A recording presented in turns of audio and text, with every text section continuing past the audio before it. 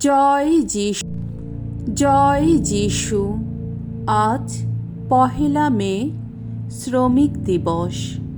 মাতামণ্ডলীতে আজকের এ দিনটি পালন করা হচ্ছে আদর্শ কর্মী সাধু যোসেফের পর্বদিন। তাই আজ আমরা পর্বীয় পাঠ শুনব।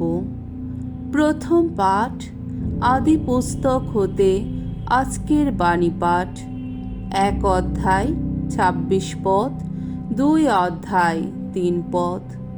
তার কাজের মাধ্যমে মানুষ পৃথিবীকে উন্নত করে তুলবে। সেই সূচনা লগ্নে ঈশ্বর আকাশ ও পৃথিবীর সৃষ্টি করেছিলেন।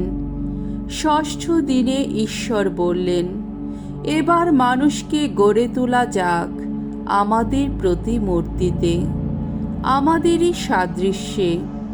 সমুদ্রের মাছ, আকাশের পাখি, গবাদি পশু, সমস্ত বন্য জন্তু এবং যেসব সরীসৃপ মাটিতে বুক দিয়ে চলে বেড়ায়, তাদের সকলেরই ওপর সে প্রভুত্ব করুক। তাই ঈশ্বর আপন প্রতিমূর্তিতে মানুষকে সৃষ্টি করলেন। তাকে সৃষ্টি করলেন ঈশ্বরেরই প্রতিমূর্তিতে, পুরুষ ও নারী করে সৃষ্টি করলেন। ঈশ্বর তাদের আশীর্বাদ করে বললেন, ফলবান হও, বংশ বৃদ্ধি করো, তোমরা পৃথিবীকে ভরিয়ে তুলো, তাকে বশীভূত করো। সমুদ্রের মাছ, আকাশের পাখি এবং পৃথিবীর বুকে চলাফেরা করে যত প্রাণী, তাদের সকলের ওপর তোমরা প্রভুত্ব করো। ঈশ্বর আরও বললেন, শুনো, বীজ বহন করে এমন যেসব উদ্ভিদ সারা পৃথিবীর বুকে আছে, তা সবই আমি তোমাদের হাতে দিচ্ছি। আর দিচ্ছি সেই সব ফলের গাছ যেগুলির ফল বীজ বহন করে, ওগুলি তোমাদের খাদ্যই হবে। তেমনি সমস্ত বন্য জন্তু, আকাশের সমস্ত পাখি এবং যা কিছু পৃথিবীর বুকে চলাফেরা করে, সমগ্র প্রাণীকুলকে আমি খাদ্য রূপে দিচ্ছি সব রকমের সবুজ উদ্ভিদ। হলো তাই। ঈশ্বর এবার তার রচিত সব কিছুর দিকে একবার তাকিয়ে দেখলেন, সত্যি তা খুবই ভালো হয়েছে। নামল সন্ধ্যা, জাগল প্রভাত, পূর্ণ হলো ষষ্ঠ দিন। আকাশ ও পৃথিবী এবং এই আকাশ ও পৃথিবীতে বিনস্ত যা কিছু রয়েছে, সেই সব কিছুর রচনা কর্ম ওইভাবেই সমাপ্ত হলো। ঈশ্বর ওই যা কিছু কাজ করেছিলেন, সপ্তম দিনটি শুরু হওয়ার আগেই তিনি সেই সব কাজের ইতি টানলেন।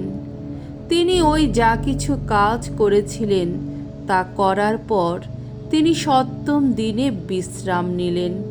প্রভুর বাণী। ঈশ্বরকে ধন্যবাদ। সাম সঙ্গীত ৯০ অধ্যায় ২ থেকে ৪ পদ, ১২ থেকে ১৪ পদ এবং ১৬ পদ। ধুয়ো, আমাদের সকল কাজ সার্থক করো, প্রভু সার্থক করো। যখন জন্মায়নি যত পাহাড় পর্বত, যখন হয়নি উদ্ভূত পৃথিবী বা বিশ্বজগৎ, ওগো, তখন থেকেই, সেই অনাদিকাল থেকে নিরবধি কাল ঈশ্বর তুমি।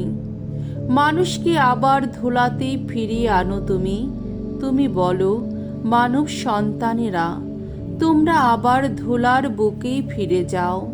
তোমার দৃষ্টিতে ১০০০ বছর তা যেন মিলিয়ে যাওয়া গতকালেরই মতো, যেন রাত্রির একটি প্রহরেরই মতো।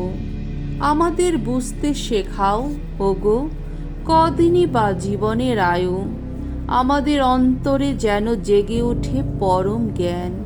ফিরে এসো, ওগো ভগবান, আর কতকাল? তোমার সেবকদের দিকে মুখ তুলে চাও একবার। ভোর হতেই তোমার প্রেমে ভরিয়ে তুলো আমাদের প্রাণ। আমরা যেন সারাদিন সুখে থাকি, আনন্দেই থাকি। তোমার সেবক যারা, তাদের সামনে ওগো তোমার কর্মকীর্তি হোক প্রকাশিত। তাদের সন্তান যারা, তাদের সামনে আহা প্রকাশিত হোক তোমার গরিমা। দ্বিতীয় পাঠ, আদি পুস্তক হতে আজকের দ্বিতীয় বাণী। 1 অধ্যায় 26 পদ, 2 অধ্যায় 3 পদ। তার কাজের মাধ্যমে মানুষ পৃথিবীকে উন্নত করে তুলবে। প্রিয়জনেরা, সমস্ত কিছুর ওপরে স্থান দাও ভালোবাসাকে, কারণ ভালোবাসাই সব কিছুকে এক করে তোলে, পূর্ণ করে তোলে। খ্রিস্টের শান্তি তোমাদের হৃদয়ে রাজত্ব করুক। তোমরা তো সকলে সেই এক দেহের অঙ্গ হয়ে এমন শান্তি লাভের জন্যেই আহত হয়েছ। তোমরা ঈশ্বরের প্রতি সর্বদাই কৃতজ্ঞ হয়ে থাকো। তোমরা যা কিছু বলো, যা কিছু করো, সবই যেন প্রভু যিশুর নামেই হয়।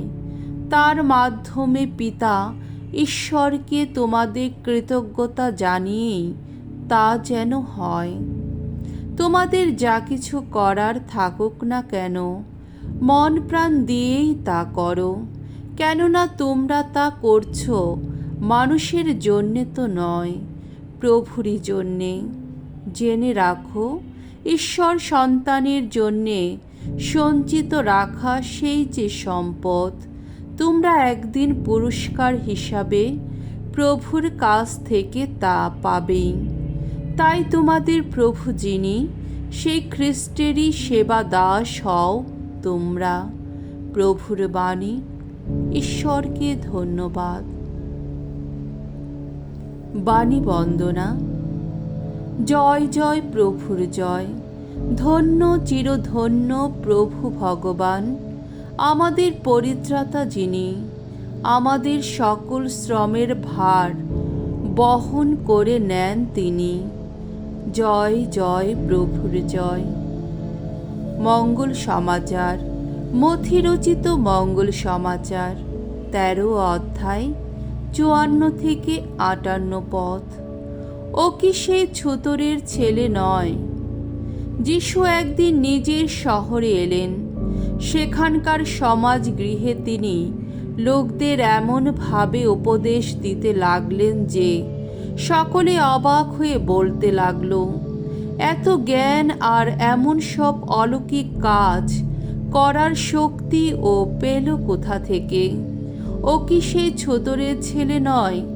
ওর মায়ের নাম কি মারিয়া নয়? আর ওর ভাইদের নাম কি যাকব, যোসেফ, সিমন আর যোদা নয়? ওর বোনেরাও কি সবাই আমাদের এখানে নেই? তবে এত কিছু ও পেল কোথা থেকে? তার প্রতি তারা কেমন যেন বিরূপ হয়ে উঠল। তখন যিশু তাদের বললেন, প্রবক্তা শুধু নিজের দেশে নিজের পরিজনদের কাছেই অসম্মানিত হন, আর তার প্রতি লোকদের এমন অবিশ্বাস দেখে তিনি সেখানে বেশি অলৌকিক কাজও করলেন না। প্রভুর মঙ্গলময় বাণী। খ্রিস্ট প্রভু তোমার প্রশংসা হোক।